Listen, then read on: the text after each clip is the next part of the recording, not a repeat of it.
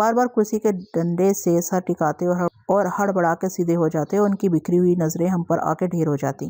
15 minute سے کم وقت میں گاؤن میں ملبوس افتاؤ خیزاں ادھیڑ عمر ڈاکٹر پنت نے بیٹھک میں قدم رکھا۔ ملازم حامد نے جانے کیا حاشیہ آرائی کی ہوگی۔ خیریت تو ہے حافظ صاحب؟ ڈاکٹر پنت نے آتے ہی پوچھا۔ اس نے سوال حافظ صاحب سے کیا تھا اور نگاہیں ہم دونوں کو زد پر لیے ہوئے تھیں۔ حافظ صاحب نے نوقت زحمت پر جیسے تیسے ڈاکٹر سے معذرت چاہی اور باوجلت ہماری جانب اشارہ کیا۔ وٹھل نے ڈاکٹر کا شکریہ ادا کر کے مرہم پٹی سے انکار کر دیا تھا، مگر عبد المتین اور حافظ عبد الخالق کے اصرار پر چپ ہو گیا۔ ڈاکٹر اپنا بکسہ ساتھ لایا تھا، وہ ٹانکے لگانا چاہتا تھا۔ وٹھل نے اجازت نہیں دی۔ زخم گہرا ہوتا تو ڈاکٹر باز بھی نہ آتا۔ ہم دونوں کی کلائیوں پر ایک جیسی لکیر اس کے لیے حیرت و فکر کا باعث ہونی چاہیے تھی، مگر اس نے بردباری کا ثبوت دیا۔ جب تک وہ مرہم پٹی سے فارغ نہیں ہو گیا، زخم کی وجہ کے بارے میں اس نے کوئی سوال نہیں کیا۔ آپ ہی پوچھیں ڈاکٹر صاحب، حافظ صاحب ہراساں آواز میں بولے۔ اس سے پہلے کہ ڈاکٹر وٹھل سے مخاطب ہو، وٹھل نے بے نیازانہ کہا، کچھ نہیں صاحب، آپ نے دیکھ ہی لیا، معمولی دھاری ہے۔ ڈاکٹر مطمئن نہیں ہوا، ہوتا بھی کیسے؟ دونوں لکیروں کی پیمائش یکساں تھی اور وٹھل نے نسوں کا خیال رکھا تھا۔ میں نے کبھی ایسا نہیں دیکھا، ڈاکٹر پنت کدورت سے بولا۔ اب تو دیکھ لیا صاحب، وٹھل نے ہنس کے کہا، مگر یہ تو شاید ڈاکٹر کو احساس ہوا کہ ہمیں بہرحال حافظ صاحب کے مہمان کی حیثیت حاصل ہے، سو اس نے اپنے لہجے کی ناگواری دور کرنے کے لیے کچھ توقف کیا۔ کیا صاحب؟ وٹھل نے سرسری لہجے میں کہا۔ تھوڑا چاقو کا کرتب تھا، لگتا ہے ادھر ہی کسی نے خون نہیں دیکھا۔ دیکھا ہے سب نے میاں جی، پر اس طرح نہیں، ڈاکٹر کل بلاتی آواز میں بولا۔ کبھی ٹائم ملا تو بولیں گے صاحب۔ وٹھل نے بات بڑھانے سے اجتناب کیا اور کسمسا کے بولا، اپنے کو دکھ ہے، اتنوں کی نیند عقارت ہوئی، ہم نے آپ کو بلانے سے منع کیا تھا، اب آپ گھر جاؤ صاحب۔ ڈاکٹر نے حشمگین نظروں سے حافظ صاحب کو دیکھا۔ حافظ صاحب کا ہیجان انگیز سکوت بلائے ستم تھا۔ اپنا کام یہی ہے مہاشے۔ ڈاکٹر پنت کی آواز میں ترشی کے ساتھ نخوت بھی اود کر آئی۔ کہنے لگے، ڈاکٹر اور گھڑی کا کیا سمبند؟ فوجی اور ڈاکٹر کے لیے گھڑیاں نہیں بنی۔ ادھر ہی بمبئی کلکتے آ کے دکان کھولو تو پوچھیں گے صاحب، وٹھل نے بدبداتے ہوئے کہا، دیوار کلائی پر گھڑیاں ٹکاتے ہو یا نہیں؟ اتنی دیر میں ملازم کعوہ لے آئے۔ ہاستان میں تازی گلوریاں اور تازہ حقہ، چاقو اور خون کی بات تھی۔ ملازم اندر آنے کے بہانے ڈھونڈ رہے ہوں گے۔ ڈاکٹر نے شکن آلود پیشانی سے ایک فنجان پیا اور اٹھنے سے پہلے متعدد پڑیاں گولیاں ہمارے حوالے کی، نسخہ لکھا، احتیاطی تدبیریں تجویز کی، رخصت ہو گیا۔ ڈاکٹر کے جانے کے بعد عبد المتین اور نوجوان تادیر موڑوں پر بیٹھے پہلو بدلتے رہے۔ رات بہت ہو گئی تھی۔ عبد المتین نے جھجکتے ہوئے اپنے بڑے بھائی کو اٹھ جانے اور آرام کرنے کا مشورہ دیا۔ تم لوگ جاؤ، حافظ عبد الخالق چٹکتی آواز میں بولے، مجھے مہمانوں سے کچھ بات کرنی ہے۔ وہ دونوں بادل نخواستہ موڑوں سے اٹھے اور بھاری قدموں سے باہر چلے گئے۔ اس وقت 1:30 سے اوپر ہو چکا تھا، ہر طرف سناٹا چھایا ہوا تھا، دور کہیں سے کتے بھونکنے کی آوازیں آ رہی تھیں۔ صحن کی جانب بھی اندھیرا ہو گیا تھا، لیکن سبھی جاگ رہے ہوں گے اور بیٹھک سے ابھرنے والی کسی آہٹ کے منتظر ہوں گے۔ ان کا مالک چاقو بردار اجنبیوں کے ساتھ تنہا بیٹھا تھا۔ میری کلائی میں ہلکی ہلکی کسک ہونے لگی تھی۔ وٹھل تو حقہ گڑگڑاتا اور پان چباتا رہا۔ بہت دیر میں کہیں حافظ صاحب کے جسم میں جنبش ہوئی، جیسے انہوں نے کوئی فیصلہ کر لیا ہو اور کسی نتیجے پر پہنچ گئے ہوں۔ ایک لہر سی ان کے سراپا میں اٹھی، انہوں نے سر اٹھایا، ان کی جلتی بجھتی نظریں مجھ پر مرکوز ہو گئی اور ان کے چہرے پر اندرونی خلفشار کی درشتی ہویدا ہوئی۔ اچھا تو تم ہی ہو نرجس بانو کو مولوی شفیق کے پاس لانے والے؟ میری رگوں میں خون رک گیا۔ نرجس بانو سے ان کی مراد کورا ہی تھی؟ جی ہاں، میں نے اضطراری انداز میں سر ہلایا۔ اور تمہیں کو سزا ہوئی تھی 2 آدمیوں کے خون کے جرم میں؟ حافظ صاحب بے ربطی سے بولے۔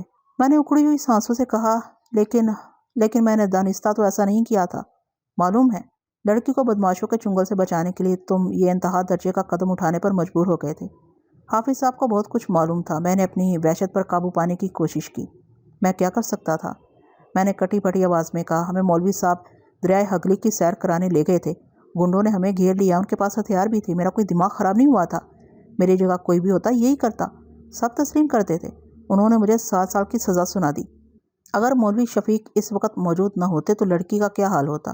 تم تو گرفتار ہو گئے تھے، لیکن میں ان گنڈوں کو ختم نہ کرتا تو وہ ہم پر حاوی آ جاتے۔ نہ جانے کب سے وہ ہمارا تعاقب کر رہے تھے، وہ اس کے لیے مولوی صاحب کا میرا خون بھی کر سکتے تھے۔ مگر میں کچھ اور کہہ رہا ہوں۔ حافظ صاحب کا انداز تنبیہی تھا، کہنے لگے، جو نہیں ہوا اس کی ہولناکی تصور کی جا سکتی ہے، جو کچھ پیش آیا ہمیں اس پر غور کرنا چاہیے۔ مولوی شفیق اس وقت لڑکی کے لیے فرشتہ رحمت ثابت ہوئے، یقیناً تمہارے علم میں ہوگا۔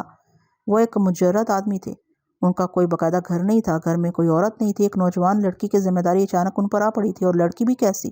چندے آفتاب، چندے ماہتاب۔ اس شہزادی کو بد نگاہوں سے بچائے رکھنا مولوی شفیق کے لیے کوئی آسان نہیں تھا۔ تم تو ایک مرتبہ سفر بن کے راستے سے ہٹ گئے۔ مولوی شفیق کے ساتھ تو وہ ہر دم موجود تھی۔ اس کے بعد مولوی محمد شفیق کی زندگی کا رخ ہی بدل گیا۔ وہ اسے چھپائے چھپائے پھرتے رہے۔ نہ ان کا کاروبار رہا، نہ گھر۔ لڑکی کی نگہداشت، اس کی تربیت ہی ان کا مقصود بن گئی۔ انہوں نے نرجس بانو کے لیے سبھی کچھ ترک کر دیا، اسے اپنی جان سے زیادہ عزیز رکھا۔ انہوں نے لڑکی پر کوئی آنچ نہیں آنے دی۔ ظاہر ہے، میں نے گھٹی ہوئی آواز میں کہا، ان کا بہت احسان مند ہوں۔ صرف احسان نہیں، حافظ صاحب بے چینی سے بولے۔ میری بات توجہ سے سنو عزیز من، تمہیں خدا نخواستہ موت کی سزا بھی ہو سکتی تھی نا؟ میں ان کی صورت دیکھا کیا، مجھ سے کچھ کہا نہیں جا سکا۔ 7 سال کی بجائے تمہیں عمر قید بھی ہو سکتی تھی۔ یہ بھی ممکن تھا کہ سزا بھگتنے کے بعد تمہاری توجہ لڑکی کی طرف سے ہٹ جاتی اور تم ایک پرانی تکلیف دہ داستان سمجھ کر سب کچھ بھلا دیتے اس مدت میں۔ میں اسے بھلا دیتا؟ کیا کہہ رہے ہیں آپ؟ میں نے حافظ صاحب کو آگے کوئی حرض سرائی نہیں کرنے دی۔ اس کے لیے میں نے گھر، بھائی بہنیں، ماں باپ، اس کی وجہ سے میں نے 7 سال، میری آواز ہی نے ساتھ نہیں دیا۔ مقصد یہ ہے برادرم، حافظ صاحب نے گھبرائے ہوئے لہجے میں وضاحت کی، کچھ بھی ممکن تھا۔ اس عرصے میں مولوی شفیق کو بھی کوئی حادثہ پیش آ سکتا تھا، تمہیں بھی۔ درمیان میں ایک زمانہ یہ بھی ہو سکتا تھا کہ مولوی شفیق کسی معقول جگہ نرجس بانو کی شادی کر دیتے۔ ہر لڑکی کو بہرحال ایک نہ ایک دن اپنا گھر بسانا ہوتا ہے، اور اس چاند جیسی لڑکی کے لیے رشتوں کی کیا کمی تھی؟ جیل جانے کے بعد تم عملاً نرجس بانو سے دستبردار ہو گئے تھے۔ تم زندہ میں بس اس کی سلامتی کے لیے دعائیں ہی کر سکتے تھے، وہ تم نے ضرور کی ہوں گی۔ آپ کہنا کیا چاہتے ہیں؟ میں نے ہذیانی انداز میں کہا۔ حافظ صاحب نے ہاتھ اٹھا کے مجھے تحمل کی تلقین کی اور تندی سے بولے، میں کہنا چاہتا ہوں کہ سزا ہو جانے کے بعد تمہارا اس پر کوئی اختیار نہیں رہا تھا۔ بعد میں سب کچھ مولوی شفیق ہی کو نرجس بانو کے لیے سوچنا اور کرنا تھا۔ انہوں نے بہت کچھ کیا، کوئی بھی شاید اتنا اصرار نہ کر پاتا۔ میں آپ کو کیا بتاؤں، جیل سے آزاد ہونے کے بعد میں نے جگہ جگہ ان کی تلاش کی، تقریباً ان ساری جگہوں پر جہاں ان کے ملنے کے امکان تھے، وہ کہیں بھی نہیں ملے۔ جن خدشات کا ذکر کر رہے ہیں، خوش قسمتی سے وہ پیش نہیں آئے، یہاں اتفاق سے وہ سب کچھ نہیں ہوا۔ آپ کے بقول جن کا تصور کیا جا سکتا ہے۔ 7 سال کے عرصے میں ہم تینوں موجود ہیں۔ جیل سے نکلنے کے بعد میں نے مولوی صاحب کی تلاش اس لیے کی تھی کہ ان کا سہارا بن سکوں، انہیں باور کرا سکوں کہ اب برا وقت ختم ہو گیا ہے، اب وہ اطمینان سے بیٹھے، میں ان کے مصائب کی تلافی کے لیے آ گیا ہوں۔ جس طرح میں نے انہیں تلاش کیا تھا، انہوں نے مجھے کیوں نہیں کیا؟ انہوں نے ایک دفعہ بھی پلٹ کر میری خبر نہیں لی کہ مجھ پر کیا گزری، میں کس حال میں ہوں، میں نے کون سا گناہ کیا تھا؟ ایک طرح سے تو میں مولوی صاحب کی جان بھی بچائی تھی۔ وہ تو چشمدید گواہ تھے، آپ کے کہنے کے مطابق وہ تو بہت صادق، بہت امین آدمی ہے، اس میں کوئی شک نہیں۔ حافظ صاحب نے بظاہر مشفقانہ انداز میں کہا، ذرا سوچو، جس لڑکی کے لیے مولوی صاحب نے اتنا وقت برباد کیا، جس کی عزت و عصمت، جس کی خوشی و شنودی کے لیے انہوں نے اپنے آپ کو بھلا دیا، اس ان کی وابستگی کا اندازہ کرنا مشکل نہیں ہے۔ وہ اس کے لیے جو بہتر سمجھتے ہیں انہیں وہی کرنا چاہیے۔ انہیں لڑکی کے بارے میں کوئی بھی فیصلہ کرنے کا اختیار ہے۔ وہ تمہارے لیے تنہا دار تو نہیں تھے، کوئی کاغذ پٹا بھی تمہارے ان کے درمیان طے نہیں ہوا تھا۔ کاغذ پٹے کی کیا بات ہے؟ مجھ سے مزید برداشت نہیں ہو رہا تھا۔ میں نے برگشتگی سے کہا، کاغذ پٹا بھی ہو سکتا تھا، اس وقت نہیں تو بعد میں، مگر انہوں نے اس کا موقع ہی کہاں دیا؟ جیل جانے کا مطلب یہ نہیں تھا کہ میری موت ہو گئی ہے، ورنہ جیل سے کسی وظیفے روزینے کا بھی بندوبست ہو سکتا تھا، ایسی کوئی بات نہیں تھی۔ اگر کچھ لوگ راستے کا پتھر بن جاتے ہیں تو سایہ دار لوگ بھی راستے میں ملتے ہیں۔ جیل میں مجھے ایسے مہربان مل گئے تھے جو سارا انتظام کرتے تھے، وہ اس کی حفاظت بھی مولوی صاحب سے بہتر کر سکتے تھے، مگر مولوی صاحب کو کبھی میری یاد نہیں آئی۔ انہوں نے اچھی طرح دیکھ لیا تھا کہ میں سے الگ نہیں ہوں، جیل آنے سے کوئی روکتا تو نہیں، اور وہاں جا کے وہ مجرم تو نہیں بن جاتے، ناپاک تو نہیں ہو جاتے۔ تم نے عدالت میں لڑکی اور مولوی شفیق کے ذکر سے غالباً اجتناب کیا تھا۔ جہاں تک مجھے بتایا گیا، اس رات چند ایک بدماش فرار ہونے میں کامیاب ہو گئے تھے۔ ایسی صورت میں مولوی صاحب کو فوراً کولکاتے سے چلے جانا چاہیے تھا، مگر بعد میں سے ہی، میں نے بفری ہوئی آواز میں کہا، 1 سال 2 سال بعد، یہ معلوم ہونے کے بعد کہ تمہیں کتنی لمبی سزا ہو گئی ہے، ان کے لیے جیل آنے سے کیا حاصل تھا؟ تمہیں رہائی تو نہیں مل سکتی تھی؟ اس اشک شوئی سے تمہیں اور اذیت ہی ہوتی۔ میں نہیں کہہ سکتا، لیکن شاید پھر مولوی شفیق کا کولکاتے کی طرف جانا بھی نہیں ہوا۔ شروع کے دنوں میں تم ان کی کشمکش کا اندازہ کر سکتے ہو، پھر شاید انہیں روز و شب کی گردش سے مہلت ہی نہیں ملی، یا ہو سکتا ہے بھائی انہوں نے تم سے نہ ملنے کا کوئی فیصلہ ہی کر لیا ہو۔ ممکن ہے انہیں یہ اندیشہ ہو کہ اس رات ناکام ہو جانے والے بدماش مسلسل تمہارے سلسلوں کی طاق میں ہوں گے۔ جیل میں تم سے ملنے کون کون آتا ہے؟ تمہارا کن لوگوں سے رابطہ ہے؟ تمہارے جیل جانے کے بعد لڑکی پھر کہاں چلی گئی؟ حافظ صاحب کو اپنی کٹ حجتی کا کچھ احساس ہوا اور وہ نرمی سے بولے، دیکھو بھائی، مولوی شفیق شروع سے ایک لابالی، کسی جگہ جم کے نہ رہنے والے، کسی حد تک خودسر، اپنے خول میں مست شخص تھے۔ ہم لوگ انہیں بہت ٹوکتے سمجھاتے تھے۔ نرجس بانو کے بعد میں نے ان میں نمایاں تبدیلیاں دیکھی۔ پہلی بار وہ سنجیدہ اور فکر مند شخص نظر آئے۔ آپ کو یہ جتانے کی کوشش کر رہا ہوں، نرجس بانو کی انہوں نے دل و جان سے حفاظت بلکہ خدمت اور پرورش کی ہے۔ لڑکی نے اپنے شعور کی عمر ان کے ساتھ گزاری، انہوں نے استطاعت سے زیادہ اس کا خیال رکھا ہے، اسے علم کے زیور سے راستہ کیا، اس کی ذہنی تربیت کی، اسے انہوں نے پھولوں میں رکھا ہے، مگر اسے ان سے کون چھین رہا ہے؟ میں نے چبھتی آواز میں کہا، میرے مل جانے سے مراد یہ کہاں ہے کہ مولوی صاحب کا باپ ختم ہو گیا اور وہ اسے کنارہ کش ہو گئے؟ اس طرح وہ ان سے دور تو نہیں ہو جائے گی؟ حافظ صاحب مجھے گھورنے لگے اور جذبس ہو کر بولے، ہاں ہونا تو نہیں چاہیے، لیکن شاید مولوی شفیق اس طرح نہیں سوچتے۔ نرجس بانو تو ان کے لیے بیٹی کے مانند ہے، بیٹی سے کہیں زیادہ۔ ہر باپ اپنی اولاد کے برے بھلے میں امتیاز کا حق رکھتا ہے۔ تمہارے ساتھ وہ رہی بھی کتنے دن ہے میاں؟ چند دن، ممکن ہے کچھ زیادہ، لیکن مولوی صاحب کی اور اس کی رفاقت کو ایک جگ ہو رہا ہے، اور یوں دیکھو تو نرجس بانو سے باباتن تمہارا تعلق بھی اتنی ہی دور کا ہے جتنا مولوی صاحب کا۔ وہ کوئی تمہاری سگی ذات برادری والی تو نہیں ہے، تمہارے اس کے مابین خون کا تو کوئی رشتہ نہیں ہے۔ میرا سر گھومنے لگا تھا، حافظ صاحب جانے کیسی باتیں کر رہے تھے، جی میں آتا تھا ان کی زبان کھینچ لوں۔ دوسرا کتنی آسانی سے فیصلہ صادر کر دیتا ہے، انہیں کچھ احساس نہیں تھا کہ وہ مسلسل اپنے مخاطب کی توہین کر رہے ہیں۔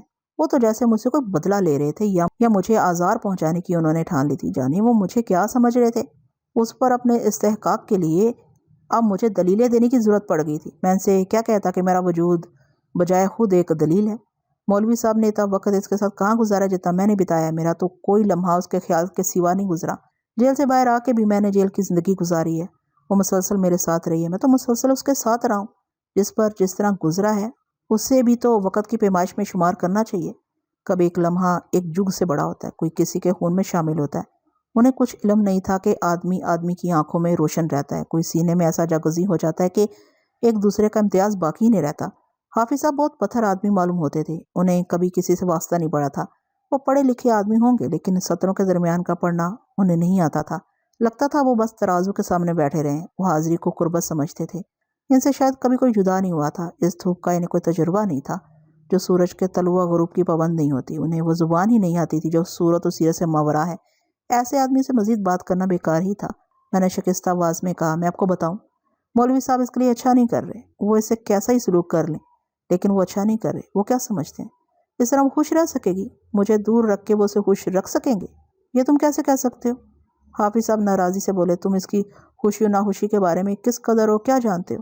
میں جانتا ہوں، اچھی طرح جانتا ہوں، یہ تمہاری عمر بول رہی ہے۔ آپ کو کیا معلوم مولوی صاحب نے اسے کس آسرے میں زندہ رکھا ہے؟ جس دن اس کی امید ٹوٹے گی وہ نہیں رہے گی۔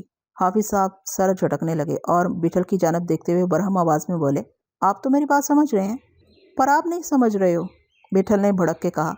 حافظ صاحب کا چہرہ لال ہونے لگا۔ میرے سمجھنے یا نہ سمجھنے سے کیا ہوتا ہے جناب؟ وہ بے رخی سے بولے، میں تو مولوی صاحب کے معاملات کی وضاحت کر رہا ہوں، وکالت نہیں۔ اب جو بھی الٹا سیدھا کرو صاحب، بیٹھل نے اکھڑی ہوئی آواز میں کہا، اپنے کو بولو، مولوی صاحب کو سامنے آنے میں کیا لا جاتی ہے؟ جی پہلے تو حافظ صاحب نے سر ہلا کے تائید کی، پھر ان کا لہجہ سپاٹ ہو گیا۔ میں کیا کہہ سکتا ہوں؟ ظاہر ہے وہ اس کی ضرورت نہیں سمجھتے یا مناسب خیال نہیں کرتے، میں بھی یہی کہتا ہوں۔ مانے یا نہ مانے، حق بھی یہی ہے، انہیں لڑکی کے سلسلے میں کوئی بھی قدم اٹھانے اور اچھا برا سمجھنے کا اختیار ہے۔ زندگی دینے والا تو خدا ہے، لیکن سبب بھی وہی پیدا کرتا ہے۔ مولوی صاحب کی ذات نرجس بانو کے لیے نئی زندگی کا سبب بنی ہوئی ہے۔ ساری تو تکاری گما پھیری چھوڑو صاحب، ہم آپ کو زیادہ نہیں بولتے، ہم لڑکی کا دھیان چھوڑ دیں گے اگر لڑکی منع بول دے، ہمارے سامنے نہیں تو اپنے کو آپ پر بھروسہ ہے۔ آپ لڑکی سے خود پوچھو، وہ مولوی صاحب کے پاس رہنے کو چاہتی ہے یا اپنے لاڈلے کے پاس، یا دونوں کے؟ حافظ صاحب کوئی جواب نہیں دے سکے اور داڑھی کے بال نوچنے لگے، پھر لمحوں کے تذبذب کے بعد بولے، میں سمجھتا ہوں یہ ایک معقول بات ہے، اپنے کو اس گھن چکر سے نکالو صاحب، اپنے کو اس گھن چکر سے نکالو صاحب، ہم آپ کو زبان دیتے ہیں، ہم ایسے ہی لوٹ جائیں گے۔ ٹھیک ہے، حافظ صاحب نے گہری سانس لی، ایسا ممکن ہے بشرطے کہ مولوی شفیق صاحب اس طرف آ جائیں۔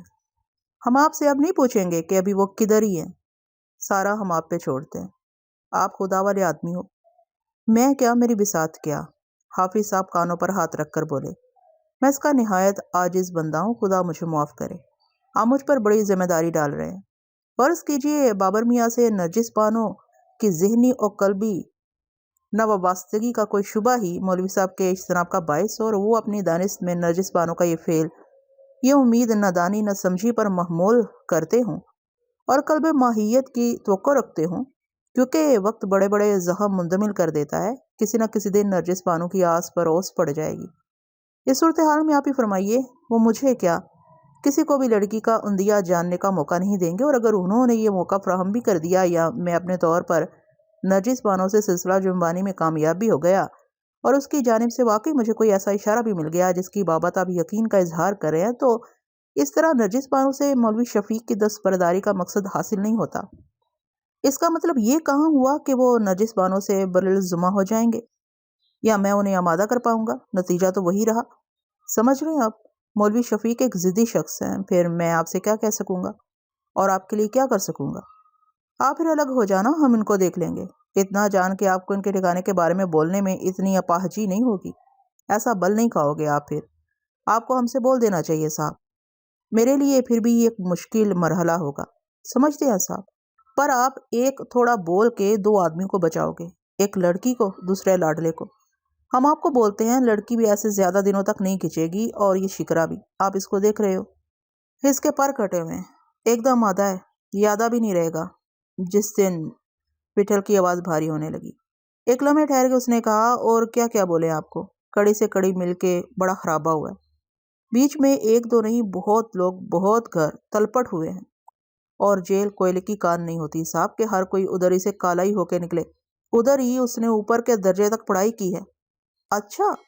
حافظ صاحب کی آنکھوں میں حیرت امڑ آئی۔ میں یہی سوچ رہا تھا، بلکہ پوچھنے والا ہی تھا، گفتگو ہی سے اندازہ ہو رہا تھا۔ کہاں تک تعلیم حاصل کی ہے میاں آپ نے؟ میں نے جھجکتے ہوئے بتایا کہ میں نے ایم اے کیا ہے۔ خوب خوب، ماشاءاللہ، یہ تو آپ نے کمال کر دیا، یقین نہیں آتا۔ سچ ہے، علم کے حصول کی خواہش ہو تو در کھلتے جاتے ہیں۔ ادھر ہی جیل سے چھوٹ کے اس کو اپنے اڈے پہ آنا چاہیے تھا، پر یہ کسی کو بولے بنا سیدھا مولوی صاحب کو کھوجنے نکل گیا۔ اپنے پاس تو بہت بعد میں لوٹا۔ وٹھل نے متصراً حافظ صاحب کو بتایا کہ سمتوں بے شمار بستیوں کی ہاک چھانتے ہوئے آخر جسلیمر شہر میں ہم نے وہ محلہ اور وہ گھر دریافت کیا جہاں مولوی صاحب نے کچھ عرصے قبل قیام کیا تھا، مگر مولوی صاحب وہاں سے جا چکے تھے۔ وٹھل نے جسلیمر میں مولوی صاحب کے پڑوسی منیر علی اور رانا مہتاب کی رودات سے پہلو تہی کی، اور کہا کہ بہت دنوں بعد ہمیں مراد آباد کے مسافر خانے کے روزنامچے سے معلوم ہوا کہ مولوی صاحب نے سکونت کے خانے میں حیدرآباد دکن کا پتہ لکھوایا۔ ہم نے حیدرآباد کا رخ کیا، مگر مولوی صاحب وہاں سے بھی کسی اور طرف نکل چکے تھے۔ اب بھی ہم حیدرآباد سے آ رہے ہیں۔ آپ حیدرآباد سے آ رہے ہیں؟ حافظ صاحب بوکھلا سے گئے۔ وٹھل نے بشدومد ایک بار پھر اپنے عزم کی تجدید کی کہ دشت نوردی تو مولوی صاحب کے گریبان پہ جا کے ختم ہوتی ہے۔ اس نے حافظ صاحب کو بتایا کہ حیدرآباد میں مولوی صاحب نواب ثروت یار کے ہاں مہمان ہوئے تھے۔ ہماری حضاری پر نواب نے وعدہ کیا تھا کہ جیسے ہی حیدرآباد میں مولوی صاحب کی واپسی ہوئی وہ ہمیں خط کے ذریعے مطلع کر دے گا۔ مولوی صاحب کے حیدرآباد آنے پر اپنا وعدہ نبھانے، دوسرے لفظوں میں ہمیں خط لکھنے سے پہلے اس نے بہتر جانا کہ کیوں نہ مولوی صاحب کے سامنے ہمارا ذکر چھیڑ کے دیکھے۔ ہمارے بارے میں مولوی صاحب کی رائے جاننے کی بجائے وہ ہم سے کیے ہوئے وعدے کی تکمیل کو ترجیح دیتا تو ہم نے مولوی صاحب کو جا لیا ہوتا۔ نواب کے بقول اس کی زبانی ہماری آمد کا احوال سن کے مولوی صاحب گنگ رہ گئے اور دوسرے دن کسی کو مطلع کیے بغیر وہاں سے چلے گئے۔ ان کے یوں چلے جانے سے نواب بہت دل برداشتہ تھا۔ ایک دن پہلے اس کی والدہ نے مولوی صاحب سے کورا کو اپنے گھر کی بہو بنانے کی خواہش ظاہر کی تھی۔ نواب کو گمان تھا کہ دیرینہ خاندانی روابط کے پس منظر میں رشتے سے برملا انکار کا حوصلہ مولوی صاحب کو نہیں ہوا، اس لیے انہوں نے چپ چاپ نواب کے گھر سے چلے جانا مناسب سمجھا۔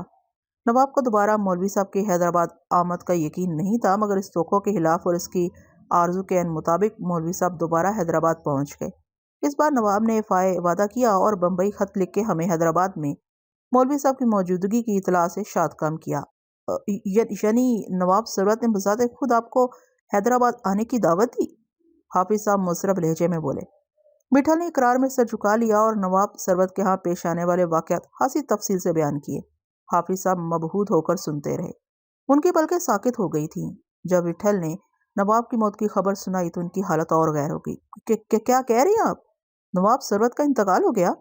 جواب میں وٹھل سرد آہ ہی بھر سکتا تھا۔ اور مولوی شفیق؟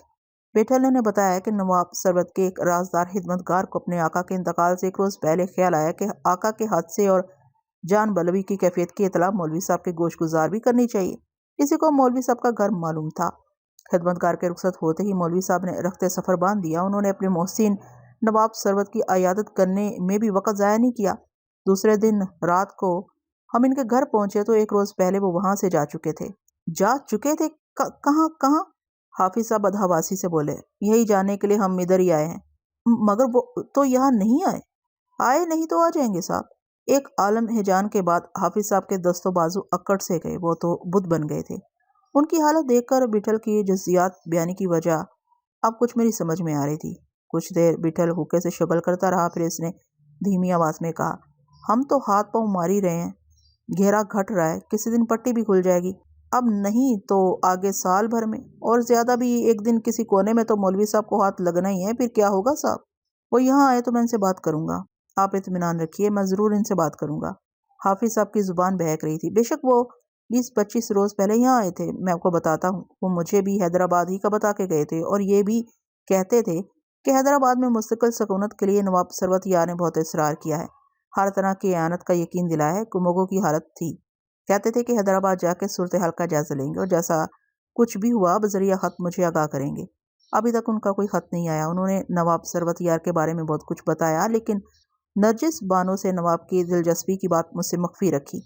इसका सबब गालबन यही होगा कि मैंने भी एक मरतबा इशारतन अपने बेटे अब्दुल हमीद के लिए उनसे बात की थी। अभी अभी जिस बच्चे को आपने देखा है जो यहाँ बैठा हुआ था, उसी के लिए।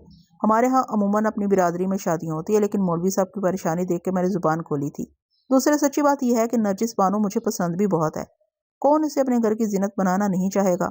मौलवी साहब ने इनकार किया न इकरार। चुप हो गए, फिर कुछ सोच के बोले, देखो हाफिज, दोबारा मत कहना। जब कोई सूरत बनी तो मैं खुद तुम्हें इशारा कर दूंगा। अगर तुम्हें अब्दुल हमीद की शादी की बहुत जल्दी है तो इंतजार भी मत करना, जहां मौजू रिश्ता मिले बिस्मिल्लाह कर देना। सूरत बनने और साजगार हालात की बात मेरी फहम से बालातर थी। मेरे इनके दरमियान किसी किस्म का तकल्लुफ नहीं है। अब्दुल हमीद इनके लिए औलाद के मानित है। मैं कोई सवाल करके इन्हें कश्मकश में डालना नहीं चाहता था। कई बार मैंने तरगीब दी, भले मांस, कब तक खाना बदोशी में गुजारोगे? इस दरबदरी की जरूरत क्या है? मेरा तुम्हारा मामला गैरों का नहीं, नगरिया सादात शरीफों की बस्ती है, बहुत पुरसकून है।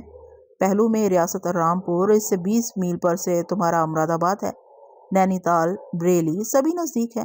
दिल्ली भी ऐसी दूर नहीं। यहाँ रह के जमीनों का काम संभालो, अल्लाह बरकत देगा। मौलवी शफीक ने हर बार पूरे गौर होश से मशवरे सुने, तायीद भी की, लेकिन अमल नहीं किया। हफ्तों महीनों यहाँ क्याम किया। यहाँ सभी इनकी बेइंतहा इज्जत करते हैं। बच्चे छोटे बा कहकर पुकारते हैं, बड़े अलकाबो अदाब से मुखातिब होते हैं। एक बार तो अरसे तक रहे, जमीनों पर मेरे साथ ज़ौक़ शौक से जाने लगे, लेकिन फिर दिल उखड़ गया। मुझे इनकी माली हालत का भी इल्म है, मुझे कहना नहीं चाहिए, महज अर्ज़ हाल मुराद है। मुतअद्दिद दफ़ा उन्होंने खुल के कह भी दिया, उन्हें करना भी यही चाहिए था। खुदा गवाह है, मैंने हुक्म की तामील की। एक मरतबा जिस लेमर से भी परेशानी का हाथ लिखा था, मुझे मालूम है उन्होंने अपना सब कुछ बेच दिया है। शायद अब कुछ भी बाकी नहीं बचा। शुरू शुरू में तो उन्हें बहुत टोकता था, बाद में इस ख्याल से ये पंदो नसाए कम कर दी कि कहीं नगबारे खातिर न हो जाए। तंगी में आदमी और हसास हो जाता है। एक न एक दिन लाजमन उन्हें अपनी रविश बदलनी पड़ेगी, लेकिन मेरा अंदाजा अब तक गलत ही साबित हुआ है। जाने किस उधेड़ बुन में है। पहले तिब्बत के लोगों की तरफ से फिक्रमंद थे। खैर, इब्तदा ही से नरजिस बानो को बुरका पहना दिया था। बुरके में वो हासी महफूज हो गई थी। अब तो बहुत वक्त गुजर गया। तिब्बत में लड़की के कबीले के लोग कब के नाउमीद हो चुके होंगे। अब इस जानिब से भी बज़ाहिर इन्हें कोई ऐसी फिक्र लाहक नहीं होनी चाहिए। गुज़िश्ता मरतबा उन्होंने किसी ऐसे अंदेशे का जिक्र भी नहीं किया। आपकी मर्जी हो तो कुछ बोलें साहब। साहब के चुप होते ही बिठल ने कहा, ज़रूर ज़रूर, क्या बात है? हाफिज साहब चौंक पड़े। अब तक जो कुछ धन दौलत उन्होंने खोया है, जो कुछ भी, हम इसका 10 गुना 20 गुना या जितना वो बोले, उनको अपने पे भरोसा नहीं तो हम पहले भी देने को तैयार हैं। हम आपके पास छोड़ देते हैं। हाफिज साहब की जुबान लकनत करने लगी। मगर जनाब, ऐसी कोई बात नहीं है। बिठल ने हाथ उठा के उन्हें मजीद कुछ कहने से रोक दिया। इसको लड़की का बुरा मत समझो साहब, अपने को पता है लोगों ने कमती बोली नहीं लगाई है। अपना मतलब है, हम किसी से पीछे नहीं हैं। मैं भी कुछ अर्ज करूं? हाफिजा तबीदा लहजे में बोले। मौलवी शफीक को पैसे से कभी कोई रगबत नहीं रही, वरना इनके पास बहुत कुछ होता। क्या नहीं था? खानदानी आदमी है, चाहते तो 10 कारोबार कर सकते थे, मगर मिजाज ही शाहाना बल्कि फकीराना है। आप इनसे बात करके देख लो, हम पहले आपको बोल दिए हैं। लड़की इनसे अलग नहीं हो जाएगी। बिटिया अपने घर की होके माँ बाप से दूर नहीं हो जाती। हमने आपको भी बोला है कि सारा लड़की पर है। वो मना बोल देगी तो हम लौट के भी नहीं देखेंगे, रुपया पैसा भी वापस नहीं लेंगे। हमें भी अपनी तरफ से लड़की को कुछ देना है, यही जान लेना। यह कहते हुए बिठल ने हाथान से गिलोरी उठाई और हाफिज साहब से सवारी का इंतजाम करने को कहा। क्या जनाब? हाफिज साहब बेकरार हो गए। जा रहे हैं आप? पास बोलने को और कुछ नहीं है, बिठल ने बुझी हुई आवाज में कहा। अपना पता रख लो, कभी दिल ने साथ दिया तो काम आएगा, और कभी मन करे तो उधर ही बम्बई का चक्कर भी लगाना साहब। आंखों देखा कानों सुना अच्छा भी होता है, पक्का भी। हाफिज साहब से ममनूनियत के चंद रस्मी अल्फाज बमुश्किल अदा हुए। इनकसार से बोले, क्या अर्ज करूं, कुछ मुंह नहीं पड़ता। सच तो यह है, अब जी नहीं चाहता कि आप ऐसे चले जाएं। अब बहरहाल खातर जमा रखिए, मौलवी साहब यहाँ ना आए, किसी जगह سے ان کا خط آیا تو میں نے بلا لوں گا یا خود ان کے پاس چلا جاؤں گا. بہت ٹائم لے لیا آپ کا صاحب، پوری رات خالی کر دی.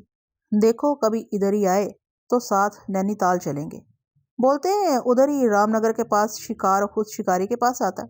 وہاں کی کیا بات ہے، وہ علاقہ تو شکاریوں کا مرکز ہے. میں آپ کے ساتھ چلوں گا جناب. وہاں کے محکمہ جنگلات کا آفیسر اچھا واقف کار ہے، بہت خیال کرتا ہے.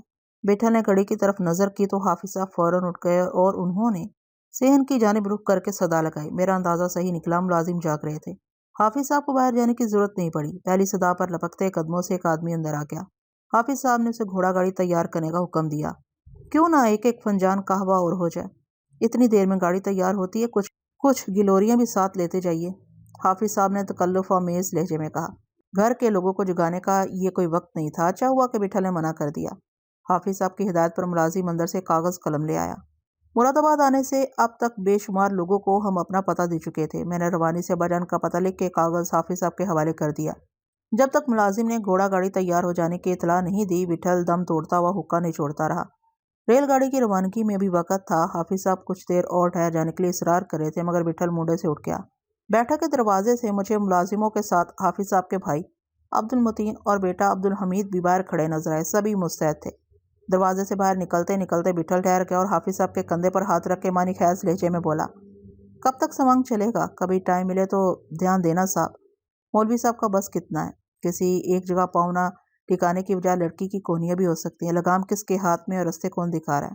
حافظ صاحب کوئی جواب نہ دے سکے تھے کہ بیٹھل نے ان سے کہا. ادھر ہی تبت کے پاگل، ادھر ہی ہم جنگلی لوگ. پھر لڑکی کی طاق میں پھیری لگانے والے اٹھائی گرے، حرام کے جنے. پر اس سے آگے بھی تو کوئی بات ہو سکتی ہے. لڑکی کو بھی کوئی جواب دینا ہوتا ہے مولوی صاحب کو. سامنے مٹی کی مورتی نہیں، آگے فیصلہ ایک انہی کو نہیں کرنا. اپنے لاڈلے کی طرح ادھر ہی وہ بھی بہت ہڑکتی ہوگی. حافظ صاحب گمسم کھڑے تھے. بیٹھل بیٹھا کا چبوترا پھلانگ کے گلی میں آ گیا.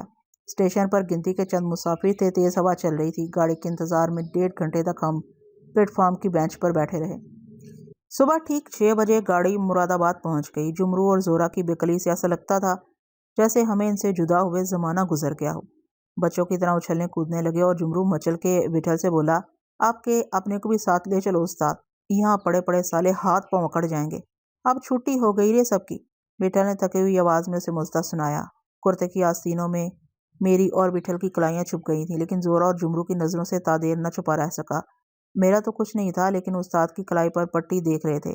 اس جواب سے ان کی تسلی نہیں ہوئی، مگر بیٹھل کی تیوری چڑھی ہوئی تھی. دونوں کو چپ ہو جانا پڑا. سب نے ساتھ ہی ناشتہ کیا. گھنٹے بھر کے قریب مسافر خانے میں ٹھہر کے بیٹھل شہر کی جانب چل پڑا. ابھی بازار بند تھے. تاجر محمد یونس اور مولوی صاحب کے 2 ایک قریبی شناساؤں کو دیکھ لینا کافی تھا. ہماری عدم موجودگی کے دوران مولوی صاحب نے مراد آباد کا رخ کیا ہوتا تو ان لوگوں سے ضرور ملے ہوتے. جمرو اور زورا نے ٹکٹ پہلے سے خرید رکھے تھے. 11:15 بجے ہم ہاوڑا ایکسپریس میں بیٹھ گئے. مسافر خانے کے مینیجر عبد الباسط کا عجب حال تھا. آنکھیں بھری ہوئی، چہرہ تمتمایا ہوا، بار بار مجھے اور بیٹھل کو، زورا اور جمرو کو گلے لگاتا. گاڑی حرکت میں آنے تک وہ ڈبے سے نہیں اترا. گاڑی پھر اسی سمت جا رہی تھی جہاں سے صبح ہماری واپسی ہوئی تھی. آدھے گھنٹے میں رامپور شہر آ گئے. پھر آدھ گھنٹے سے کم وقت میں نگریا سادات. ڈبے میں ہمارے سوا کوئی مسافر نہیں تھا. جمرو اور زورا مسلسل چیک رہے تھے. پورے 2 ہفتے کے بعد انہیں مسافر خانے کے زندان سے نجات ملی تھی. سلما بھی پھول کی طرح کھلی ہوئی تھی، رخساروں کا گلابی رنگ جیسے چھلک چھلک جائے. لگتا تھا زورا اور جمرو بس ایک ہی کام کرتے رہے ہیں، اسے دھوپ دھول اور دھوئیں سے بچائے رکھنا. جگہوں، موسم اور غذاؤں سے ایسا کچھ نہیں ہوتا. آدمی ہی آدمی کے لیے بہار اور خزاں ہوتے ہیں. آدمی ہی صحرا، آدمی ہی ریگستان. عبد الباسط 2 دن کے لیے انہیں نینی تال بھی لے گیا تھا. کل ہی شام وہ واپس ہوئے تھے. زورا کہتا تھا کسی کا وہاں سے آنے کو جی نہیں چاہتا تھا، لیکن کسی وقت بھی انہیں ہماری مراد آباد واپسی کا دھڑکا لگا ہوا تھا. وہ نینی تال کے نظاروں کا احوال لہک لہک کے سناتے رہے. بیٹھل بھی دلجمی سے سنتا رہا. 1:30 بجے گاڑی بریلی پہنچ گئی. دوپہر کے کھانے کا وقت ہو گیا تھا. منع کرنے کے باوجود عبد الباسط نے بہت سا سامان ساتھ کر دیا تھا. صبح 9 بجے مسافر خانے آ کے ہی اسے میری اور بیٹھل کی آمد کا علم ہوا تھا. 2 گھنٹے بعد ہماری روانگی تھی. گھر سے کھانے پینے کا انتظام کرنا ممکن نہیں تھا. اس نے مسافر خانے کے باورچی صدیق سے جلدی جلدی مرچ قیمہ بنوا لیا تھا. پراٹھے، دلی طرز کی کچوریاں، انڈے کا حلوہ اور پھلوں سے ٹوکری بھری ہوئی تھی. عبد الباسط کو گھر سے کچھ لانے کا وقت مل جاتا تو شاید سارا باورچی خانہ ساتھ کر دیتا. صدیق نے عجلت میں نہایت لذیذ قیمہ تیار کیا تھا. سب نے سیر ہو کر کھایا. سب کے سامنے میں نے اظہار نہیں کیا، لیکن میری کلائی میں چنگاریاں اٹھ رہی تھیں. بریلی گزر جانے کے بعد میں اوپر کی برتھ پہ آ کے لیٹ گیا اور آنکھیں بند کرنے کی کوشش کی، مگر لیٹتے ہی درد سارے جسم میں پھیل گیا۔ بہت دیر تک کروٹیں بدلتا رہا۔ درد ناقابل برداشت ہو گیا تو میں نے پٹی کھول دی۔ زخم کے ارد گرد سوجن ہو گئی تھی۔ مرہم لگانے کے بعد بھی غالباً خون رستا رہا تھا۔ ڈاکٹر پونیت کی گولیاں جیب میں پڑی تھیں۔ 4 قسم کی گولیاں تھیں۔ زورا کو آواز دے کے میں نے پانی مانگا اور وقفے وقفے سے چاروں گولیاں نگل لیں۔